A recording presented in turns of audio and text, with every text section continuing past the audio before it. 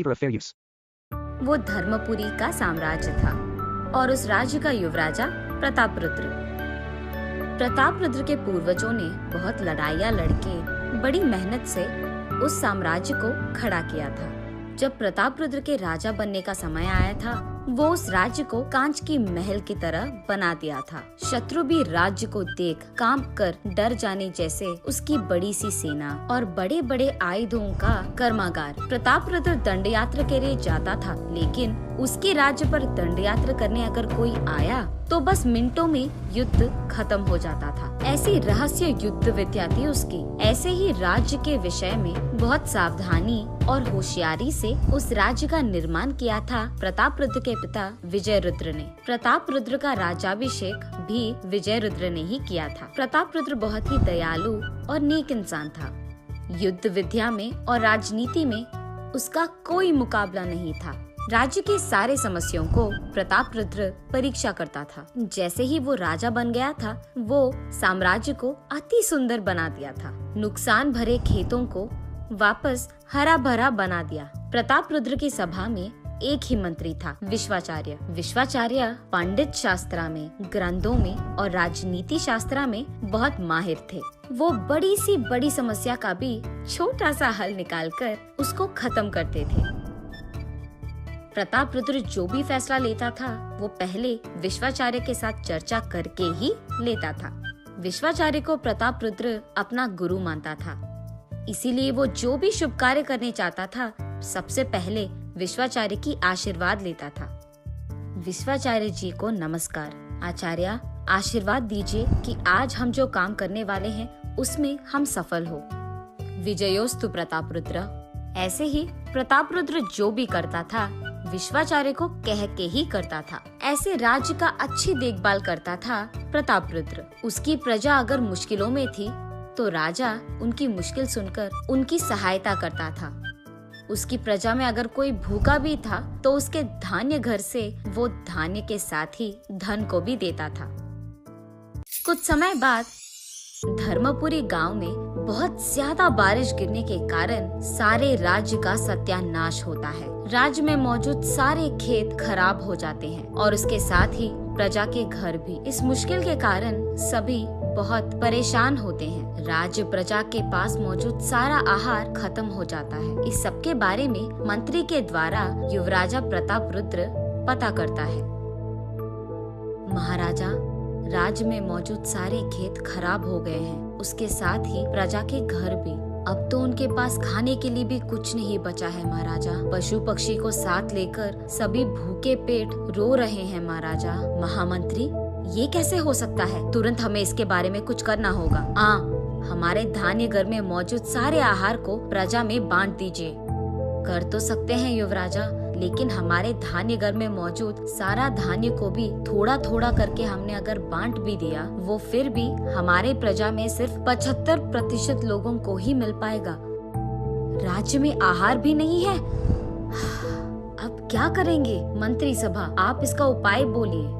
हमारे पड़ोसी मित्र राजाओं से अगर हमने धान्य का सहाय मांगा है तो मिल पाएगा। राजा, मदद मांगने पर हमारी सहायता वो जरूर करेंगे, लेकिन वहाँ से यहाँ तक खाना पहुँचने के लिए 2 दिन लगेगा। तब तक ये बेचारी प्रजा भूखे तो नहीं रह पाएगा, लेकिन हमारे पास और कोई चारा नहीं है महाराजा। मंत्री की बातें सुनकर प्रतापरुद्र उसके ख्यालों में खो जाता है। कुछ देर बहुत सोचने के बाद ऐसे कहता है, सैनिकों, तुरंत विश्वाचार्य जी को यहाँ लाया जाए। ये आदेश देता है। उसके आदेश के अनुसार ही सैनिक विश्वाचार्य को लेकर सभा पहुँचते हैं। युवराज को प्रणाम। मुझे यहाँ लाया जाने की आवश्यकता क्यों आई है? आचार्य, हमारा राज्य अब बहुत मुश्किलों में है। हमारे राज्य में सिर्फ 75% लोगों को हम खाना दे पा रहे हैं। बाकियों को तो ऐसे भूखे नहीं छोड़ पाएंगे। आपको ही कोई उपाय ढूंढना पड़ेगा विश्वाचार्य। प्रतापरुद्र की बातें सुनकर विश्वाचार्य बहुत सोचता है। सोचने के बाद उसे एक योजना मिलती है। अरे रे, इतनी छोटी सी बात, इसको आप मुझ पर छोड़ दीजिए महाराजा। इसका हल भी मैं ढूंढूंगा और प्रजा की भूख भी मैं ही मिटाऊंगा। मेरे साथ बस 10 सैनिकों को भेज दीजिए। ये कहकर वहाँ से चले जाता है विश्वाचार्य। वहाँ से विश्वाचार्य भूखे प्रजा के पास जाकर ऐसे कहता है,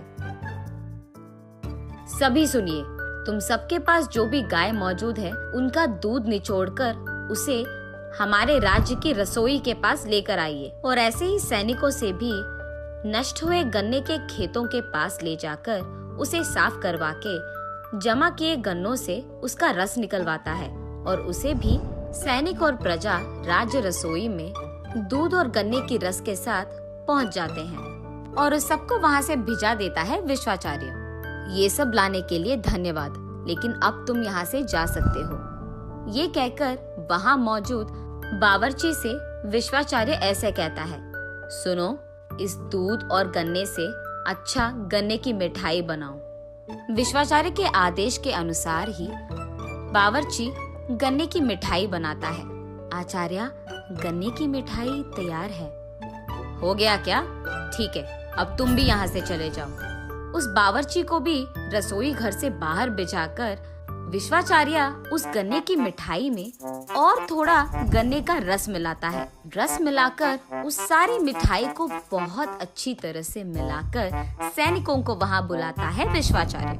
सैनिकों, आहार तैयार है, राजा और प्रजा को यहाँ बुलाओ। सभी वहाँ पहुँचते हैं और वहाँ पहुँचते ही वहाँ मौजूद गन्ने की मिठाई को देख बहुत खुश होते हैं। पहली बार सारी प्रजा को थोड़ा थोड़ा करके परोसो, उसके बाद जिन जिन को चाहिए वो आकर दूसरी बार परोसेंगे। लेकिन सारी प्रजा पहली बार खाने से ही पेट भरने के कारण वहाँ से खुशी खुशी चले जाते हैं। आहार सबके खाने के बाद भी बहुत बच जाता है। प्रतापरुद्र को ये बात समझ में नहीं आती है कि जो आहार पहले इस सब प्रजा के लिए काफी नहीं था, वो अचानक सबके खाने के बाद भी इतना बच कैसे गया।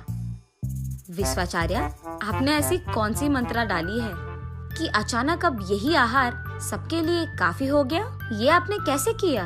महाराजा, ये कोई माया या मंत्रा नहीं है। पूर्व आपके जन्मदिन के समारोह में आपने हलवा बनवाया था, याद है? वो हलवा इतना स्वादिष्ट था कि मैं खाने से पहले ही उसके 2 कप खा लिया। लेकिन ज्यादा मीठा होने के कारण मैं और ज्यादा नहीं खा पाया। इतना ही नहीं, उसी दिन आपके जन्मदिन के समारोह में मौजूद बहुत सारा खाना मैं खा ही नहीं पाया। उस दिन मुझे समझ आया कि मीठा ज्यादा होने पर हमारा पेट जल्दी भर जाता है। बस उसी मंत्रा को मैंने यहाँ इस्तेमाल किया है। हालांकि हमारे पास आहार कम था, लेकिन उस गन्ने की मिठाई में गन्ने का रस ज्यादा मिलाने के कारण लोगों को लगा कि उन्होंने ज्यादा खा लिया। बस इतनी सी समस्या के लिए आप इतने परेशान हो गए। ये सुनकर प्रतापरुद्र विश्वाचार्य को प्रणाम करता है।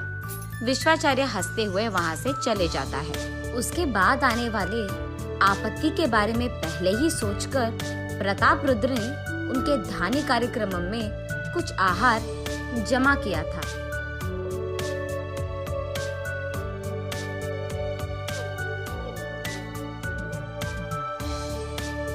ऐसे कुछ समय बीत जाने के बाद राज्य में एक नास्तिक आदमी आता है। वो उस राज्य में आकर ऐसे कहता है कि वो भगवान में विश्वास नहीं करता है और उनके भगवान से उसका कोई लेना देना नहीं है। ऐसे वो हल्ला मचाने लगता है, इस धरती पे भगवान नामक कोई नहीं है, सब बस एक माया है, माया। ये सब देख राज्य के सैनिकों उस नास्तिक को बंद करके उन्हें राजा के पास लेकर जाते हैं। क्या हुआ? प्रभु, ये गांव में हल्ला मचा रहा है कि भगवान नहीं है और ये भगवान में विश्वास ही नहीं करता, इसलिए उसको आपके पास लेकर आए हैं प्रभु। क्या नास्तिक हो तुम? भगवान में विश्वास नहीं करते हो? तो फिर तुम्हें ये जन्म कहाँ से मिला है? मेरा जन्म मेरे माता पिता के वजह से हुआ है, भगवान के वजह से नहीं। ऐसे राजा के हर प्रश्न का वो उल्टा सीधा जवाब देता था। ये सुनकर विश्वाचार्य उसके पास जाकर ऐसे कहते हैं, ओ, तो तुम कहते हो कि भगवान नहीं है? हाँ, नहीं है। तो जिस भगवान का हम पूजा करते हैं उनका देन तुम नहीं लेते हो, है ना? हाँ, तुम्हारे भगवान का दिया हुआ कुछ भी मैं नहीं छूऊंगा। मैं सिर्फ मनुष्य के बनाया कुछ छूऊंगा। ओह, ऐसे कहते हो? हाँ, ऐसे ही है। तो फिर तुम सांस लेना बंद कर दो, क्योंकि तुम्हारी ये सांस हमारे पूजे हुए वायु भगवान का है, हनुमान के पिता। वायु को तो किसी मनुष्य ने नहीं बनाया। ये बात सुनकर उस आस्थान में मौजूद सभी हंसने लगते हैं। प्रतापरुद्र के साथ ही उस नास्तिक को भी विश्वाचार्य की बातें सुनकर दंग रह जाते हैं और बोलना बंद हो जाता है। मुझे माफ कीजिए प्रभु, आइंदा ऐसा कुछ नहीं करूंगा। ये देख प्रतापरुद्र विश्वाचार्य का अभिनंदन करता है और विश्वाचार्य वहां से हंसते हुए चले जाता है। तब से विश्वाचार्य की बातें और उनके किए काम के बारे में सभी बहुत अच्छा बोलते थे।